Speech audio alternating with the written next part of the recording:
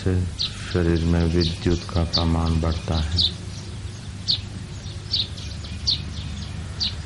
शरीर तब तक भारी रहता है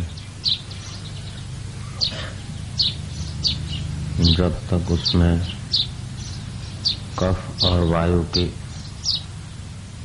विपुलता रहती है। कफ और वायु अधिक होता है तो शरीर आलसी और भारी रहता है। शरीर भारी तब तक रहता है जब तक कफ और वायु का प्रमाण अधिक है। वाह प्रकृति और कफ प्रकृति। आसन स्थिर करने से, एक ही आसन पर बैठने से शरीर में विद्युत प्रकट होती है जो कफ को और वायु को कंट्रोल करके शरीर को आरोग्यता देती है। शरीर में बिजली पैदा होती है, वो आरोग्यता की रक्षा करती है। शरीर हल्का लगता है, स्फूर्ति वाला लगता है।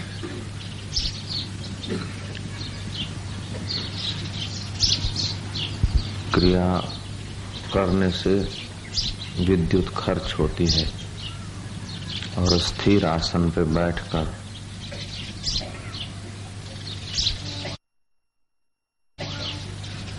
धारणा करने से, ध्यान करने से विद्युत बढ़ती है, बिजली बढ़ती है और विद्युत तत्व बढ़ने से शरीर निरोग रहता है, मन स्फूर्ति में रहता है।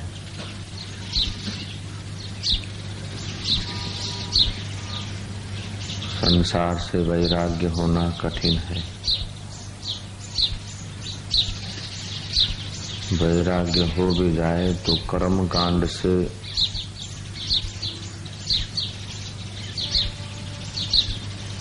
मन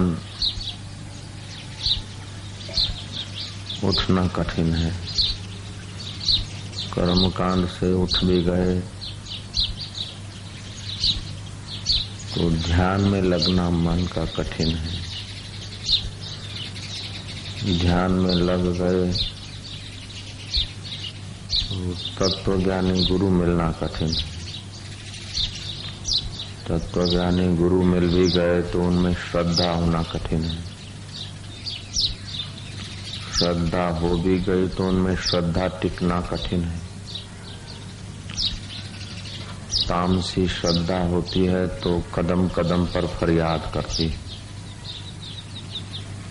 तामसी श्रद्धा में समर्पण नहीं होता है, भ्रांति होती है समर्पण की। तामसी श्रद्धा विरोध करती, राजसी श्रद्धा हिलती रहती है और भाग जाती है, किनारे लग जाती है। और सात्विक श्रद्धा होती है तो चाहे गुरु के तरफ से कैसे भी कसौटी हो, किसी भी प्रकार की परीक्षा हो, तो सात्विक श्रद्धा वाला धन्यवाद से, अहोभाव से भरकर स्वीकृति दे देगा। संसार से वैराग्य होना कठिन। वैराग्य हो गया तो कर्म कांड छूटना कठिन। कर्म कांड छूट गया तो उपासना में मन लगना भी कठिन। उपासना में मन लग गया तो तत्वज्ञानी ब्रह्मज्ञानी गुरुओं का मिलना कठिन। और तत्वज्ञानी गुरुओं का मिलना भी हो गया तो उनमें श्रद्धा टिकना कठिन, क्योंकि प्राय राजसी और तामसी श्रद्धा वाले लोग बहुत होते हैं। तामसी श्रद्धा कदम कदम पर इनकार करेगी, विरोध करेगी, अपना अहम नहीं छोड़ेगी और श्रद्धे के साथ, इष्ट के साथ, गुरु के साथ विरोध करेगी। तामसी श्रद्धा होगी तो। राजसी श्रद्धा होगी तो जरा सा परीक्षा हुई या थोड़ा सा खखड़ाया तो राजसी श्रद्धा वाला किनारे हो जाएगा, भाग जाएगा।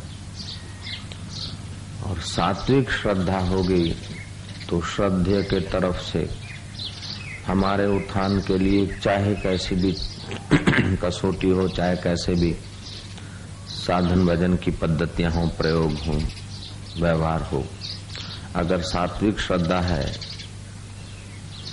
तो वह तत्ववेता गुरुओं के तरफ से मिलने वाली तमाम साधना पद्धति अथवा विचार व्यवहार जो भी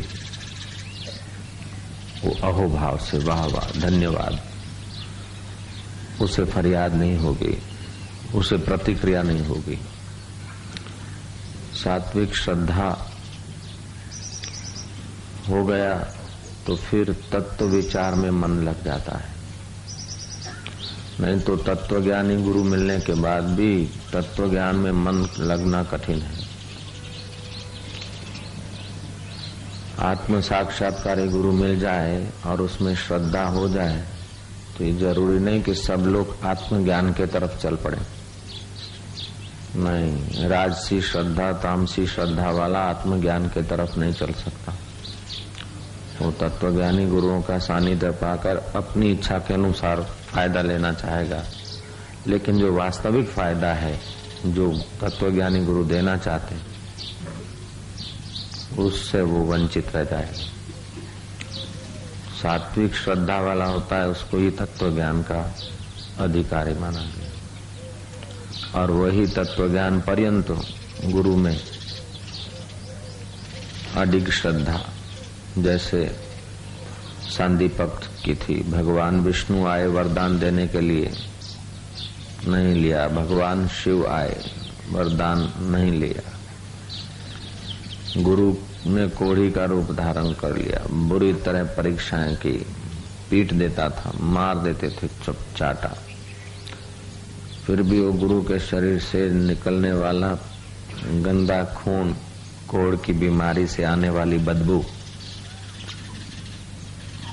मवाद, फिर भी सांदीपक का चित्त कभी सूग नहीं करता था, उगता नहीं था।